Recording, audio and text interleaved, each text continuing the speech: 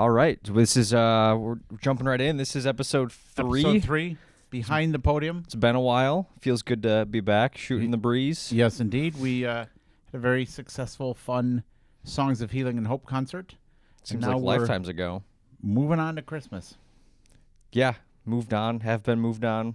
It's we've been in rehearsals now for 2 weeks. Almost a month. Almost a month already. Yeah, and one of the crazy things about when you think about Christmas concerts is for the logistics involved and the amount of music involved and all of that kind of stuff, and knowing that Thanksgiving happens really, really fast.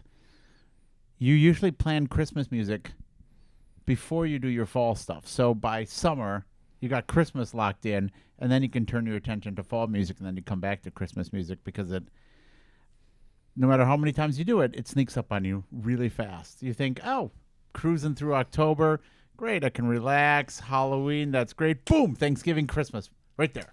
There's some value then to doing Christmas in July, or at least starting to think about it. Right. So we have a very busy season.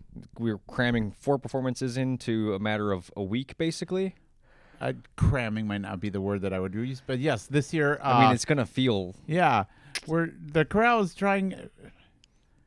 There's so much great Christmas music, and such different varieties of that, and such different purposes that we've created 2 concerts. Well, we had one. We used to do Holiday Pops, and now we're doing Holiday Pops and Christmas with the Chorale. And Christmas with the Chorale is designed to be that sort of that sacred Christmas music, the more the church carols, the Christmas carols that you all grew up with, and sort of the sacred carol arrangements. And then Holiday Pops is more the fun, upbeat, festive, because Christmas is one of those holidays that sort of it has multiple meanings and purposes, but really it's that 2 purpose, at least for a lot of people. It's the church part, the midnight mass, the Christmas Eve worship service, all that kind of stuff idea, and the get together with family, have a party, beverages, food, cookies, pies, cakes, desserts, presents, party atmosphere, decorations, all of that kind of stuff. So they really don't call it the most wonderful time of the year for nothing. And I think that might be, See what you did there. That's not on the list this year, but maybe I should throw that into a show. Never too late to add a song in, right? Oh, yes, it is. Yes, at some point when the programs are printed and the music is distributed and everything's been rehearsed. Yes, it's too late. Fair. So we've got a whole litany of music to rehearse, and we're going to perform. There's some overlap in the repertoire, but there's going to be some exclusive content in each concert. So maybe why did you choose some of the overlap with some particular songs? How does each song kind of fit both of the topics and themes that you're talking about previously? Great. Well, I could say that all of my reasoning had this great philosophical and liturgical and musical ideas. And cut, because that's the case. Correct. But in reality, sometimes it's just music I love. Or that, because Christmas is both nostalgic and hopeful and looking forward, but a lot of nostalgia. So if you did the same piece of music every year for like the 4th of July concert or the spring concert, good Lord, you'd be tired of it. But there's some of the Christmas music that you're like, I would never tire of hearing it over and over. You can't do a Christmas concert without Silent Night. Yeah. But on the other hand, you can get tired of Silent Night if you hear that at every Christmas concert. So, it's that sort of thing. So the sacred music, there's so much great music for choir that really feels more intimate and personally connected to be able to perform it in a church. So we're doing Christmas with the Chorale at Nativity of Our Lord. It's a nice, large Catholic parish, beautiful acoustics. Very beautiful space. And you do the music with organ and piano, and it has that sort of intimate feeling, even though you have 100, 150 people singing. Yeah. And some arrangements sound great with organ and piano or just organ. And then Holiday Pops, we have the full orchestra. It used to be with the Green Bay Symphony before they closed, and now we hire a professional orchestra, and a lot of them used to play with Green Bay Symphony or Fox Valley Symphony or our music faculty at St. Norbert and Lawrence and Cream of the crop. WGB. Yeah, top-notch professionals. And you're doing some of those old classics and some of those new things like a Trans-Siberian Orchestra piece or pieces that were written for the Mormon Tabernacle Choir. So you get that big, majestic, splendiferous, is that a word?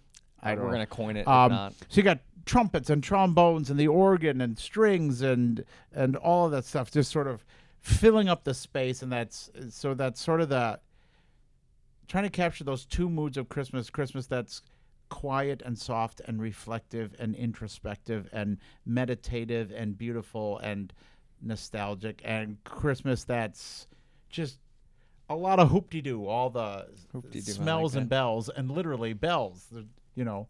No bells whistles, ringing. though. What was that? No whistles, though.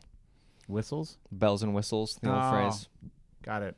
You get there. You young kids with your hip lingo. It'll be interesting though to see some of those pieces that are featured in both concerts and how they're perceived in the different spaces. I mean, acoustically speaking, I mean both venues I think are great, and I think just from my perspective, kind of bopping around and listening, it'll be really interesting to see how those carry differently in those spaces. Yeah. So much of music is, there's some songs you would hear them on the radio. You could sing them with a choir of 6 people and a piano, or you could do them with an orchestra in a big concert space like the Widener Center. And some things just don't work as well in different spaces. So the kind of the idea of there's so much great Christmas music, it can't be contained in one concert. But it's always been sort of that thing of you get together with friends and have a party, and then the next night you're at the late service on Christmas Eve at church and the snow is falling, and it's kind of those those two different ideas of Christmas. So yeah. So there's a lot of Wilberg pieces in both of these concerts. Is Wilberg the unofficial Christmas face of Christmas choral music, or is that just by coincidence? Yes and no. Okay. We do a ton of arrangements by Mac Wilberg.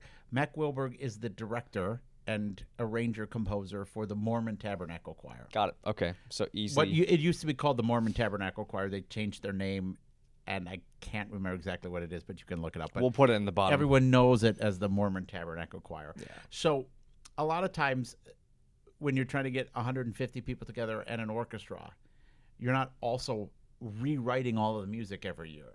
So you want to find arrangements that have been tried and tested that fit our group. So big choir, full orchestra.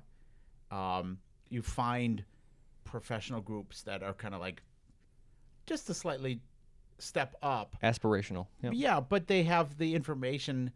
All of the logistics have been prepared. So we know this music sounds great with a large group of people and a full group of people singing. And one of the things that's beautiful about Mac Wilberg is he'll take just a simple carol that we all know, and he just got such a lovely way. It's so poignant the way he writes and arranges it so that when the choir is singing, you've got the strings playing, and it's beautiful. And those little moments between a phrase here and there, you've got the brass interjecting. So he really knows how to have that communication between the instrumentals and the people and the singers. And so it just really, really works. There's a lot of stuff that the Boston Pops Orchestra does too that lines up really well with what we're doing, and just the style of music that we already know works for a large group of people singing with an orchestra. Absolutely. Efficiency. It's very smart. Right? Like we would love to sing with a full marching band or concert band, but those things don't always mesh together just simply out of volume and acoustics. Yep. Yep. So, if there was one piece that you could pick from either repertoire to really capture what Christmas means to you, whether that be positive or maybe a less positive connotation, what piece would that be for you? Nope. I don't have one piece of music that speaks to me. Thousands or none. Thousands or none. I mean, Okay. if I had, in a perfect world, I would do Handel's Messiah every Christmas. The full version. 3.5 hours. Right? And It's a little lengthy. yeah, and then to top it off, then we take a little break, and then we do Bach's Magnificat and Vivaldi Gloria. But So- but we're doing the crash course Messiah. Right, we're doing Messiah, the abridged version, 3 songs, boom, boom, boom, at the Christmas with the Chorale concert. Good. So there's not any one particular piece that speaks to me particularly about Christmas, and that's, in a strange way, when you do what you love, but also you do what you enjoy, and you have to do it for work. I don't often listen to music for my own enjoyment. I'm always listening for, There's would always this fit some- in a show? Yep. Would this work in a concert? So in addition to Chorale, we have the nights on Broadway. So if I listen to a more contemporary piece or that's upbeat or some jazz or music theater, I'm like, would that fit in my show? So It's hard to not see things through that yeah. job or work related lens. Yeah, I hardly ever listen to Christmas music just for it's on in the background and I enjoy it. There's so much of the Christmas music that I really like. That's one of the blessings and curses that go along Yeah. with being a musician, is that you're always thinking about what's going to work for the next show, the next concert. So, Fair. Not technically an answer, but I'll accept it. Right? I'll accept it. well, the number one rule of debate is change the premise of the question, right? I thought this was a podcast. Oh, not podcast, Not sorry. a debate, but Podcast. neither here nor there. Right? It's just from a personal standpoint, one of my favorite Christmas pieces is "O Holy Night." Of course, I'm repulsed when I hear contemporary versions of it or country versions of it or people singing to a guitar of "O Holy Night" or pop singers, because it should be a little bit more classical. But again, so one of my favorite Christmas things to do is to sing "O Holy Night" at church, Christmas Eve, the late service, dim the lights, everyone's holding candles. It's incredibly poignant. I love it. But the balance of that is I also know that as I'm at church at 10:30 at night, 11:30 midnight, doing "O Holy Night," I'm not at home having Christmas with my kids and family. So there's always that pull of, you want to do Christmas music and perform and do concerts, and you also don't want to be gone all the time doing Christmas music and concerts. And when you don't do them, like we didn't do them during COVID, you miss them. And when you're doing them, you also know what else you're missing. So I don't know if that's an answer, but that's kind of why it's hard to pinpoint one specific piece. I have probably 10,000 favorites. That might get tricky as far as kind of collapsing on itself what the definition of favorite would be if you have that many. Well- But that's probably going to be the episode 3.5 where we talk Right. about that. Maybe hundreds of favorites. Okay, well, even still. Yeah. I think when you think about it, is favorites are something that when you come back to them a year later or 10 years later, you enjoy them even more, or you find more meaning and value to them. Okay. And so that's why that sort of evolves, because I could say, well, this is my favorite piece right now, and it might be something that I hear it again next year and I go, It's amazing to me sometimes that an arrangement can change your perspective of a song. Oh, yeah. So without offending anyone, for years, because I'm also a church organist, so the Christmas hymns, you're playing them 87,000 times each year. I did not like the first Noel. I thought it was just what a dreadful hymn. Da da da da da da da da da da da. I was like, okay, it's a scale. You Really know it pretty interesting. well, though. It must be burned in your memory.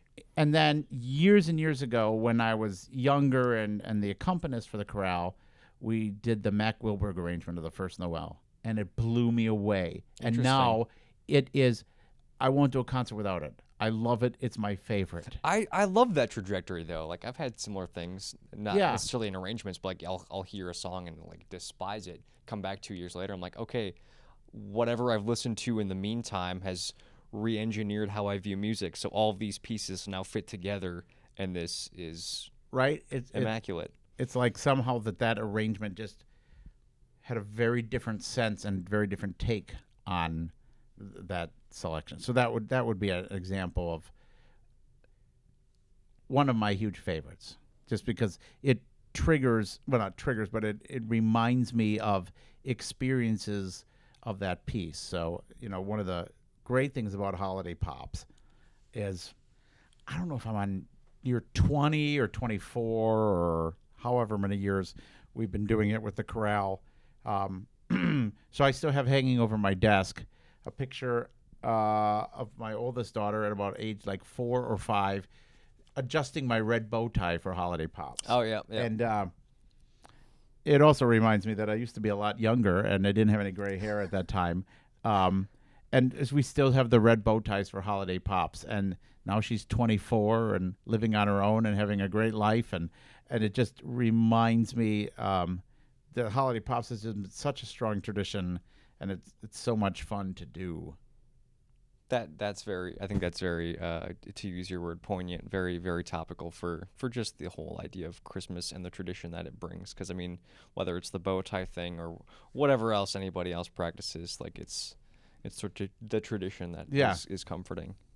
Yeah, so again, reiterating here, we've got two sets of 2 performances. Christmas with the Chorale, that more quaint, peaceful, serene concert, if you will. That's December 3rd. December 3rd at 1 o'clock and 7 o'clock at Nativity Parish on the corner of Oneida and Cormier in Green Bay, West Green Bay area. And no tickets for that. Not Just at all. show up, invite your friends, your bowling league, your neighbors, and we will be accepting donations. That's sort of everyone should be able to hear great Christmas music if they can. Sort of a gift back to the community for the chorale. Yeah, absolutely. And then the following weekend, Holiday Pops is Friday, December 9th, and Saturday, December 10th. Friday night, 7:30. Saturday afternoon, 2 o'clock. And that one has the chorale, so 150 singers, plus a full symphony orchestra, and the kids' choir from Berta Studio of Performing Arts, and ballet from Nudo Ballet. And, well, we won't go there. And I was like, what? You got... Oh, yeah, that's a surprise. We won't tell anybody about that. But there's another surprise I didn't even tell you about, so that's okay. So that one's December 9th and 10th. So that one is ticketed because it's at the Widener Center, so you got to pick your seats. And you can go to some link that Josh will magically make appear so that if I point here, it'll just show up in the video. And if I point there, it'll... Can you do that? No. I'll probably have to shift your hand, but we'll figure it out. The magic of editing. Yes. Yeah. So, yeah. Come to one, come to both. It'll be great times, respectively. You won't want to miss either of them. Absolutely. All right. And it'll be a great time for celebrating the tenderness and beauty and nostalgia of Christmas and the festival nature of all the holidays that surround this time of year and Exactly. everything. So we hope you enjoy it. Lovely. We'll see you there. All right.